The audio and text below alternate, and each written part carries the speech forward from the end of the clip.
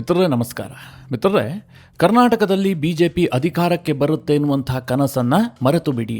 ಇಷ್ಟು ಮರ್ಯಾದೆಯನ್ನ ಬಿಟ್ಟು ಅಶಿಸ್ತಿನಿಂದ ವರ್ತಿಸುವಂತಹ ರಾಜಕಾರಣಿಗಳನ್ನ ವಿಶ್ವದಲ್ಲಿ ಇನ್ನೆಲ್ಲೂ ಕೂಡ ನೋಡಿರೋದಕ್ಕೆ ಸಾಧ್ಯವೇ ಇಲ್ಲ. ಹೀಗಂತ ಹೇಳ್ತಾ ಇರುವಂತಹದ್ದು ಕರ್ನಾಟಕದ ಬಿಜೆಪಿಯನ್ನ ದಶಕಗಳ ಕಾಲದಿಂದಲೂ ಕೂಡ ಕಣ್ಣು ಮುಚ್ಚಿ ಬೆಂಬಲಿಸ್ತಾ ಬಂದಿರುವಂತಹ ಬಿಜೆಪಿಯ ನಿಷ್ಠಾವಂತ ಕಾರ್ಯಕರ್ತರು. ಮಾತೆತ್ತಿದ್ರೆ ನಮ್ಮದು ಶಿಸ್ತಿನ ಪಕ್ಷ, ನಮಗೆ ದೇಶ ಮೊದಲು, ಪಕ್ಷ ನಂತರ, ಆನಂತರ ವೈಯಕ್ತಿಕ ವಿಚಾರಗಳು, ಸಿದ್ಧಾಂತಕ್ಕೆ ಬೆಲೆ ಕೊಡುವಂತಹ ಪಕ್ಷ. ಹೀಗೆ ಮಾತೆತ್ತಿದ್ರೆ ಗಂಟೆಗಟ್ಟಲೆ ತತ್ವ ಸಿದ್ಧಾಂತದ ಬಗ್ಗೆ ಮಾತನಾಡ್ತಾ ಇದ್ದಂತಹ ಬಿಜೆಪಿಯ ನಾಯಕರುಗಳು ಇವತ್ತು ರಾಜ್ಯದ ಬೀದಿಯಲ್ಲಿ ನಿಂತ್ಕೊಂಡು ಕಚ್ಚಾಡ್ತಾ ಇದ್ದಾರೆ. ಇವರ ಆಟಗಳನ್ನು ನೋಡ್ತಾ ಇದ್ರೆ ಬಿಜೆಪಿ ಕಾರ್ಯಕರ್ತರಿಗೆ ಈಗ ಅನುಮಾನ ಮೂಡೋದಕ್ಕೆ ಶುರುವಾಗಿದೆ. ಶಿಸ್ತು ಅಂತಂದ್ರೆ ಇದೇನಾ, ಅಥವಾ ಶಿಸ್ತಿನ ವ್ಯಾಖ್ಯಾನ ಏನಾದರೂ ಬದಲಾಗ್ಬಿಟ್ಟಿದ್ಯಾ? ಹೀಗಂತ ಪ್ರಾಮಾಣಿಕವಾದಂತಹ ಪ್ರತಿಯೊಬ್ಬ ಬಿಜೆಪಿ ಕಾರ್ಯಕರ್ತನೂ ಕೂಡ ಯೋಚಿಸೋದಕ್ಕೆ ಶುರು ಮಾಡಿದ್ದಾನೆ. ಯಾಕೆ ಈ ರೀತಿಯಾದಂತಹ ಪೀಠಿಕೆಯನ್ನು ಹಾಕದೆ ಕೇಳಿದ್ರೆ, ಮೊನ್ನೆ ವಿಧಾನ ಪರಿಷತ್ ಚುನಾವಣೆಯಲ್ಲಿ ಅಡ್ಡ ಮತದಾನ ಆಯ್ತಲ್ಲ, ಆ ಸಂದರ್ಭದಲ್ಲಿ ನಾನು ಕೆಲ ಬಿಜೆಪಿ ನಾಯಕರ ಬಳಿಯಲ್ಲಿ ಮಾತನಾಡಿದ್ದೆ. ಅವರೆಲ್ಲ ಹೇಳಿದ್ರು, ಆಗೋದಲ್ಲ ಒಳ್ಳೇದಕ್ಕೆ ಸಾರ್, ಮುಂದೆ ಒಳ್ಳೇದಾಗತ್ತೆ, ಕೇಂದ್ರ ನಾಯಕರು ರಾಜ್ಯ ಬಿಜೆಪಿಯ ಕಡೆಗೆ ಗಮನ ಹರಿಸ್ತಾರೆ, ನೋಡ್ತಾ ಇರಿ, ಇನ್ನೊಂದು 15 ದಿನದಲ್ಲಿ ಪಕ್ಷದಲ್ಲಿ ಎಲ್ಲವೂ ಕೂಡ ಸರಿಯಾಗ್ಬಿಡತ್ತೆ. ಯಾರ್ಯಾರ ಬಾಲ ಎಲ್ಲೆಲ್ಲಿ ಕಟ್ ಮಾಡಬೇಕು ಅಂತ ಕೇಂದ್ರ ನಾಯಕರಿಗೆ ತುಂಬಾ ಚೆನ್ನಾಗಿ ಗೊತ್ತಿದೆ. ಈಗೇನು ಅಡ್ಡ ಮತದಾನ ಆಯ್ತಲ್ಲ, ಇದು ಬಿಜೆಪಿಗೆ ವರವಾಗತ್ತೆ ಅಂತ ಕೆಲ ಬಿಜೆಪಿ ನಾಯಕರು ಬಹಳ ವಿಶ್ವಾಸದಲ್ಲಿದ್ರು. ಆದ್ರೆ ಆಗಿದ್ದೇ ಬೇರೆ. ಇಡೀ ಕರ್ನಾಟಕದ ಬಿಜೆಪಿಯ ಘಟಕ ನಗೆಪಾಟಲಿಗೀಡಾಗಿದೆ. ಅಲ್ಲಿ ಪಶ್ಚಿಮ ಬಂಗಾಳದಲ್ಲಿ ಮಮತಾ ಬ್ಯಾನರ್ಜಿ ಅವರ ಪಕ್ಷದಲ್ಲಿ ಏನಾಗ್ತಾ ಇದೆಯೋ, ಪಕ್ಷ ಒಡೆದು ಹೋಗಿದೆ. ಹೊರ ಹೋದಂತವರು ಮಮತಾ ಬ್ಯಾನರ್ಜಿ ವಿರುದ್ಧ ಭ್ರಷ್ಟಾಚಾರದ ಆರೋಪ ಮಾಡ್ತಾ ಇದ್ದಾರೆ, ಇಲ್ಲ ಸಲ್ಲದ ಆರೋಪಗಳು ಕೇಳಿ ಬರ್ತಾ ಇದಾವೆ. ಸೇಮ್ ಸಿಚುವೇಶನ್ ನಲ್ಲಿ ಕರ್ನಾಟಕ ಬಿಜೆಪಿ ಇದೆ.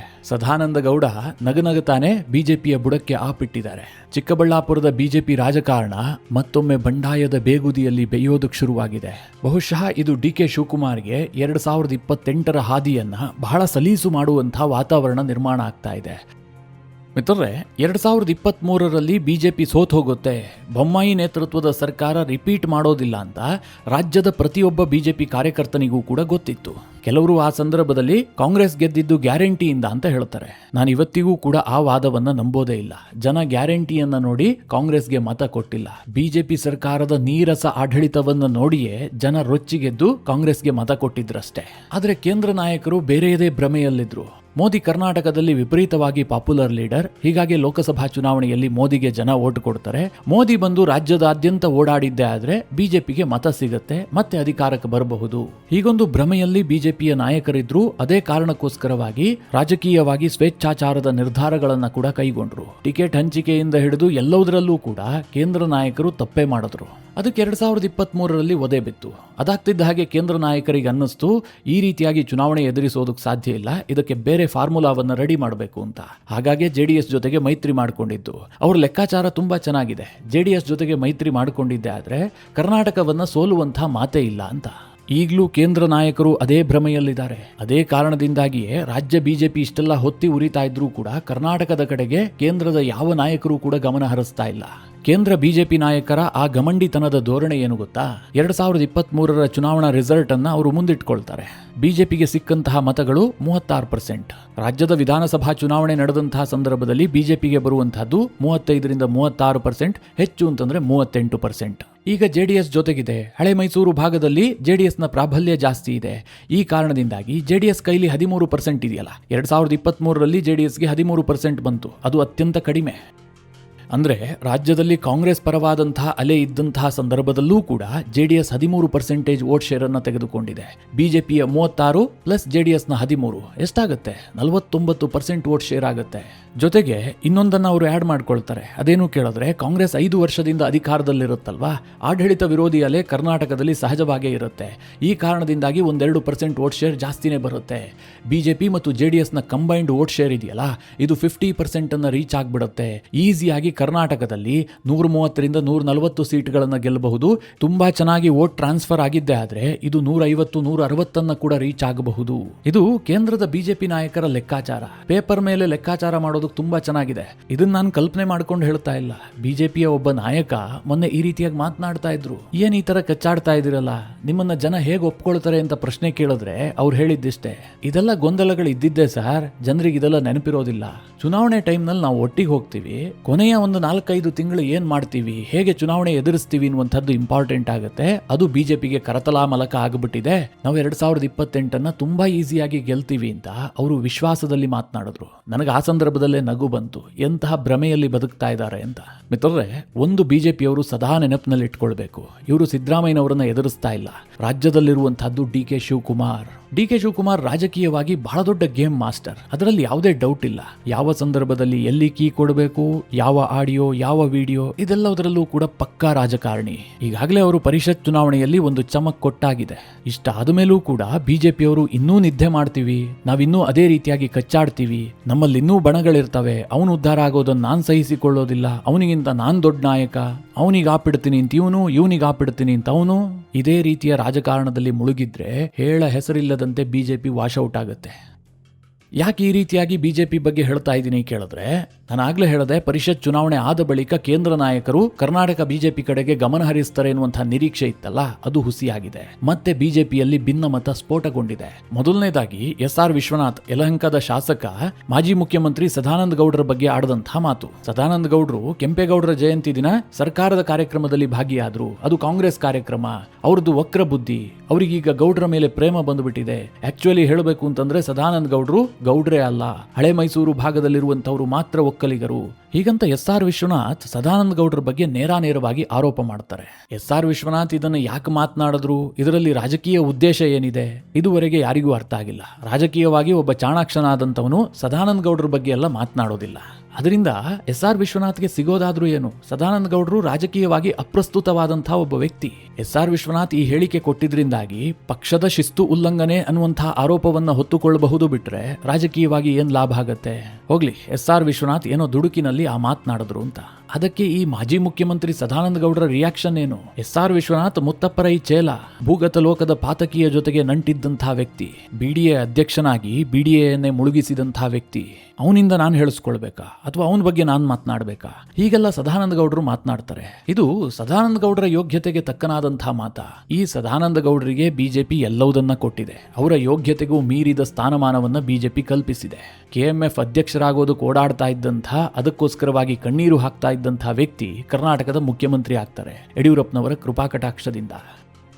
ಇನ್ನೇನು ರಾಜಕೀಯ ಮುಗಿದೋಯ್ತು, ಮಾಜಿ ಮುಖ್ಯಮಂತ್ರಿಯಾಗಿ ಮನೆಯಲ್ಲಿರಬೇಕು ಅನ್ನುವಂತಹ ಸಂದರ್ಭದಲ್ಲಿ ಅವರನ್ನ ಸಂಸದರನ್ನಾಗಿ ಮಾಡಲಾಗುತ್ತೆ. ಕೇಂದ್ರದಲ್ಲಿ ಪ್ರಭಾವಿ ಖಾತೆಗಳೇ ಸಿಗ್ತವೆ. 8 ವರ್ಷಗಳ ಕಾಲ ಕೇಂದ್ರದಲ್ಲಿ ಮಂತ್ರಿ ಆಗಿರ್ತಾರೆ. ಇಷ್ಟೆಲ್ಲ ಆದಮೇಲೆ ಅವರ ತಲೆಯಲ್ಲಿ ಒಂದು ವಿಚಾರ ಬರಬೇಕು ತಾನೆ, ಪಕ್ಷ ನನಗೆಲ್ಲವುದನ್ನ ಕೊಟ್ಟಿದೆ, ನಾನೀಗ ಬಾಯಿ ಮುಚ್ಕೊಂಡು ಸುಮ್ಮನಿರಬೇಕು ಅಂತ. ಆದರೆ ಸದಾನಂದ ಗೌಡರು ಇಲ್ಲದ ಖ್ಯಾತೆಯನ್ನು ತೆಗಿತಾ ಇದ್ದಾರೆ. ನಾನಿನ್ನೂ ಕೂಡ ದೊಡ್ಡ ರಾಜಕಾರಣಿ ಅಂತ ತೋರಿಸ್ಕೊಳ್ಳೋದಕ್ಕೆ ಯತ್ನ ಮಾಡ್ತಾ ಇದ್ದಾರೆ. ನೀವು ಸುಮ್ಮನಿದ್ರೆ ಮಾತ್ರ ನಿಮಗೆ ಗೌರವ ಸಿಗುತ್ತೆ ಹೊರತು ಎಲ್ಲದರಲ್ಲೂ ಮೂಗು ತೂರಿಸ್ಕೊಂಡು ಹೋದ್ರೆ ಯಾವತ್ತೂ ಗೌರವ ಸಿಗೋದಿಲ್ಲ. ಪುತ್ತೂರಿನ ರಾಜಕಾರಣವನ್ನ ಸರಿ ಮಾಡಿ ಅಂತ ಸದಾನಂದ ಗೌಡರಿಗೆ ಬೇಡಿಕೆ ಇಟ್ರೆ ಅದು ನನ್ನ ಲೆವೆಲ್ಗಿಲ್ಲ ಅಂತ ಹೇಳ್ತಾರೆ. ಮಿತ್ರರೇ, ಯಾವೊಬ್ಬ ನಾಯಕ ಎಷ್ಟೇ ಲೆವೆಲ್ಗೆ ಬೆಳೆದ್ರೂ ಕೂಡ ತಾನು ಬಂದಂತಹ ಹಾದಿಯನ್ನ ಮರಿಬಾರದು. ಹಾಗೆ ಪುತ್ತೂರನ್ನ ಗೆಲ್ಲದೆ ದೆಹಲಿ ಗೆಲ್ಲೋದಕ್ಕೆ ಸಾಧ್ಯ ಇಲ್ಲ ಅನ್ನುವಂತಹ ಸತ್ಯವೂ ಕೂಡ ಆ ನಾಯಕನಿಗೆ ನೆನಪಿರಬೇಕಾಗಿತ್ತು. ಆದರೆ ಸದಾನಂದ ಗೌಡರು ನಾನೇ ಬೇರೆ, ನನ್ನ ಲೆವೆಲ್ಲೇ ಬೇರೆ ಅಂತ ಮಾತನಾಡೋದಕ್ಕೆ ಶುರು ಮಾಡಿದ್ರು. ಸದಾನಂದ ಗೌಡರು ಯಡಿಯೂರಪ್ಪ ಆಗೋದಕ್ಕೆ ಸಾಧ್ಯವಾ? ಸದಾನಂದ ಗೌಡರು ಪಕ್ಷ ಬಿಡ್ತಾರೆ ಅಥವಾ ಪಕ್ಷ ಸೇರ್ತಾರೆ ಅಂತಂದ್ರೆ ಒಂದು ವೋಟ್ ಆಚೆ ಈಚೆ ಆಗತ್ತಾ? ಇವತ್ತು ಸದಾನಂದ ಗೌಡರು ಬಿಜೆಪಿಲಿದ್ದಾರೆ, ನಾಳೆ ಇನ್ನೊಂದು ಪಕ್ಷವನ್ನೇ ಕಟ್ಟಿದ್ರು ಅಂತ ಅಂದುಕೊಳ್ಳಿ. ಒಂದು ಸೀಟ್ ಗೆಲ್ಲಿಸುವಂತಹ ಕೆಪಾಸಿಟಿ ಸದಾನಂದ ಗೌಡರಿಗಿದೆಯಾ ಅಥವಾ ತಾವೇ ನಿಂತು ಗೆದ್ದು ಬರುವಂತಹ ಕೆಪಾಸಿಟಿ ಇದೆಯಾ? ಆದರೆ ಸದಾನಂದ ಗೌಡರು ಮಾತೆತ್ತಿದ್ರೆ ನಾನು ದೊಡ್ಡ ನಾಯಕ, ನನ್ನ ಲೆವೆಲ್ಲೇ ಬೇರೆ, ಈ ರೀತಿಯ ಟೋನ್ನಲ್ಲಿ ಮಾತನಾಡ್ತಾರೆ. ಅದೇನೇ ಇರಲಿ, ನಾವ್ಯಾಕೆ ಅವರನ್ನ ಹೆಚ್ಚಿಗೆ ಟೀಕೆ ಮಾಡೋಣ? ಈಗ SR ವಿಶ್ವನಾಥ್ ಏನೋ ರಾಜಕೀಯ ಅಪ್ರಬುದ್ಧತೆಯಿಂದ ಆ ರೀತಿಯಾಗಿ ಮಾತನಾಡಿದ್ರಪ್ಪ. ಸದಾನಂದ ಗೌಡರು ತಾವೇ ಹೇಳ್ಕೊಳ್ತಾರಲ್ಲ ಬಹಳ ದೊಡ್ಡ ನಾಯಕ ಅಂತ. ಅವರು ಪ್ರಬುದ್ಧವಾಗಿ ವರ್ತಿಸಬೇಕಾಗಿತ್ತು, ಅದನ್ನ ದೆಹಲಿ ನಾಯಕರ ಗಮನಕ್ಕೆ ತರಬೇಕಾಗಿತ್ತು. ನನ್ನ ವಿರುದ್ಧವಾಗಿ ಈ ರೀತಿಯಾಗಿ ಹೇಳಿಕೆ ಕೊಟ್ಟಿದ್ದು ಸರಿನಾ? ಒಕ್ಕಲಿಗರ ಬಗ್ಗೆ ಹೀಗೆ ಮಾತನಾಡ್ತಾ ಇರುವಂತಹದ್ದು ಸರಿನಾ? ಇದನ್ನ ದೆಹಲಿ ನಾಯಕರ ಗಮನಕ್ಕೆ ತರಬೇಕಾಗಿತ್ತು. ಪಕ್ಷದ ವೇದಿಕೆಯ ಒಳಗೆ ಚರ್ಚೆ ಮಾಡಬೇಕಾದಂತಹ ವಿಚಾರ ಅದು. ಅದನ್ನ ಬಿಟ್ಟು SR ವಿಶ್ವನಾಥ ಮುತ್ತಪ್ಪರೈ ಶಿಷ್ಯ, BDAನ ಮುಗಿಸಿಬಿಟ್ಟಿದ್ದಾನೆ, ಈ ರೀತಿಯಾಗಿ ಸದಾನಂದ ಗೌಡರು ಸ್ಟೇಟ್ಮೆಂಟ್ ಕೊಟ್ಟಿದ್ದೆ ಆದ್ರೆ ನಾಳೆ ಪಕ್ಷ SR ವಿಶ್ವನಾಥ್ಗೆ ಯಾವ ಮುಖ ಇಟ್ಕೊಂಡು ಟಿಕೆಟ್ ಕೊಡುತ್ತೆ? ಇತರೆ ಬಿಜೆಪಿ ನಾಯಕರು ವಿಶ್ವನಾಥರನ್ನ ಹೇಗೆ ಸಮರ್ಥಿಸಿಕೊಳ್ತಾರೆ? ಈ ಸದಾನಂದ ಗೌಡರ ಕಿತಾಪತಿ ಅಷ್ಟಕ್ಕೆ ಮುಗಿಯೋದಿಲ್ಲ. ವಿಜೇಂದ್ರ ಕುರಿತಾದಂತಹ ಒಂದು ಆಡಿಯೋ ಕೂಡ ಹೊರಗೆ ಬಂದಿದೆ. ಆ ಆಡಿಯೋ ನನ್ನದಲ್ಲ, ನಾನು ಆ ರೀತಿಯಾಗಿ ಮಾತನಾಡೇ ಇಲ್ಲ ಅಂತ ಸದಾನಂದ ಗೌಡರು ಸಮಜಾಯಿಷಿ ಕೊಟ್ಟಿದ್ದಾರೆ. ಒಂದು ವೇಳೆ ಸದಾನಂದ ಗೌಡರು ಆ ರೀತಿಯಾಗಿ ಮಾತನಾಡಿದ್ದೇ ಆದ್ರೆ ತನ್ನದಲ್ಲದಂತಹ ವಿಚಾರಗಳಿಗೆ ಸದಾನಂದ ಗೌಡರು ತನ್ನ ನಿವೃತ್ತಿ ಜೀವನದಲ್ಲಿ ಅನಗತ್ಯವಾಗಿ ಮೂಗು ತೂರಿಸ್ತಾ ಇದ್ದಾರೆ ಅಂತಲೇ ಅರ್ಥ.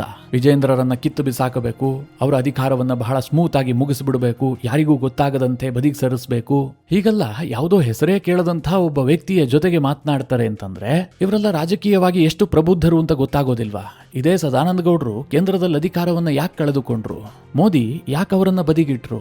ಈ ಹಿಂದೆಯೂ ಕೂಡ ಅವರ ಬಗ್ಗೆ ಒಂದು ವಿಡಿಯೋ ಹರಿದಾಡಿತ್ತು. ಅದಕ್ಕೆ ಸದಾನಂದ ಗೌಡರು ಸ್ಟೇ ತಂದಿದ್ದಾರೆ. ಒಮ್ಮೆ ಮನುಷ್ಯ ಯಾಮಾರಬಹುದಪ್ಪ, ಪದೇ ಪದೇ ಈ ಸೋಷಿಯಲ್ ಮೀಡಿಯಾ ಯುಗದಲ್ಲಿ ಮತ್ತೆ ಮತ್ತೆ ಯಾಮಾರೋದಕ್ಕೆ ಸಾಧ್ಯವಾ? ನಮಗ್ ತಾವೇ ಹೇಳ್ಕೊಳ್ತಾರೆ ನಾನು ಬಹಳ ದೊಡ್ಡ ನಾಯಕ ಅಂತ. ಅದರ ಅರಿವಿಲ್ಲದೆ ಯಾರೋ ಒಬ್ಬ ಸಾಮಾನ್ಯ ವ್ಯಕ್ತಿಯ ಜೊತೆಗೆ ಮನಸ್ಸಿಗೆ ಬಂದಿದ್ದನ್ನ ಮಾತನಾಡಬಹುದಾ? ನಾನು ಯಾಕೆ ಇದನ್ನೆಲ್ಲ ಇಷ್ಟು ವಿವರಿಸಿ ಹೇಳಿದೆ ಅಂತಂದ್ರೆ, ಇವತ್ತು ಬಿಜೆಪಿಯ ಪರಿಸ್ಥಿತಿ ಹೇಗಾಗಿದೆ ಅಂತಂದ್ರೆ, ಬಿಜೆಪಿಯಲ್ಲಿ ಯಾವುದೋ ಒಬ್ಬ ಸಾಮಾನ್ಯ ನಾಯಕ ಅಥವಾ ಒಬ್ಬ MLA ಬಾಯಿಗೆ ಬೀಗ ಹಾಕೋದಲ್ಲ, ರಾಜ್ಯದಲ್ಲಿ ತಮ್ಮನ್ನ ತಾವು ದೊಡ್ಡ ನಾಯಕರು ಅಂತ ಹೇಳ್ಕೊಳ್ತಾರಲ್ಲ ಅವರಿಗೂ ಕೂಡ ಬುದ್ಧಿ ಹೇಳಿ ಅವರ ಬಾಯಿಗೆ ಬೀಗ ಹಾಕುವಂತಹ ಸನ್ನಿವೇಶಕ್ಕೆ ಬಿಜೆಪಿ ಬಂದು ತಲುಪಿದೆ. ಇನ್ನು SR ವಿಶ್ವನಾಥ್ ಆ ಸುಧಾಕರ್ ಜೊತೆಗೂ ಕೂಡ ಕಿರಿಕ್ ತೆಗಿತಾ ಇದ್ದಾರೆ. ಚಿಕ್ಕಬಳ್ಳಾಪುರದ MP ಯಲಹಂಕದ ಶಾಸಕರ ನಡುವೆ ಜಗಳ ತಾರಕಕ್ಕೇರಿದೆ.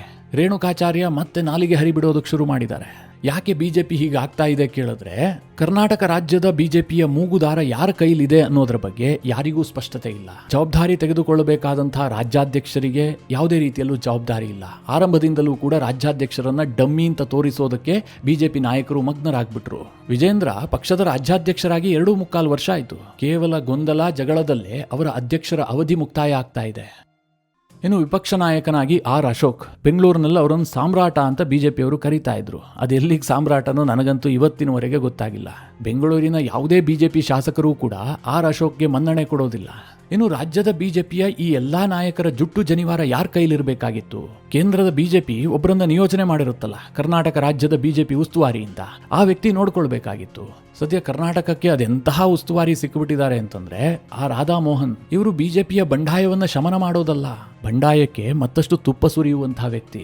ಈ ರೀತಿಯಾಗಿ ಮನಸೋ ಇಚ್ಛೆ ಹೇಳಿಕೆ ಕೊಡ್ತಾ ಇದ್ರೂ ಕೂಡ ಯಾವೊಬ್ಬ ಶಾಸಕನಿಗಾಗ್ಲಿ ಯಾವೊಬ್ಬ ನಾಯಕನಿಗಾಗ್ಲಿ ಫೋನ್ ಮಾಡಿ ವಾರ್ನ್ ಮಾಡುವಷ್ಟು ಕೆಪಾಸಿಟಿಯೂ ಕೂಡ ಆ ರಾಧಾಮೋಹನ್ಗಿಲ್ಲ. ಅಥವಾ ಅವರು ಫೋನ್ ಮಾಡಿ ವಾರ್ನಿಂಗ್ ಕೊಟ್ಟರೂ ಕೂಡ ಕೇಳುವಂತಹ ಸ್ಥಿತಿಯಲ್ಲಿ ರಾಜ್ಯ ಬಿಜೆಪಿ ನಾಯಕರು ಇದ್ದಾರೋ ಇಲ್ವೋ ಅದು ಕೂಡ ನನಗೆ ಗೊತ್ತಿಲ್ಲ. ಒಟ್ಟಿನಲ್ಲಿ ಪರಿಷತ್ ಚುನಾವಣೆ ಬಳಿಕ ಕರ್ನಾಟಕ ಬಿಜೆಪಿಯಲ್ಲಿ ಎಲ್ಲವೂ ಕೂಡ ಸರಿಯಾಗತ್ತೆ. ಕೇಂದ್ರದ ಬಿಜೆಪಿ ನಾಯಕರು ಕರ್ನಾಟಕದ ಕಡೆಗೆ ಗಮನ ಹರಿಸ್ತಾರೆ. ಇನ್ನೇನಿದ್ರೂ ಕೂಡ 2028ರ ಚುನಾವಣೆಗೆ ಒಂದು ಸಂಘಟಿತವಾದಂತಹ ಹೋರಾಟ ರೂಪಿಸೋದು, ಹೀಗಂತ ಕೆಲ ಬಿಜೆಪಿ ನಾಯಕರು ಕನಸು ಕಾಣ್ತಾ ಇದ್ರಲ್ಲ, ಅವರ ಕನಸು ಮತ್ತೊಮ್ಮೆ ನುಚ್ಚು ನೂರಾಗಿದೆ.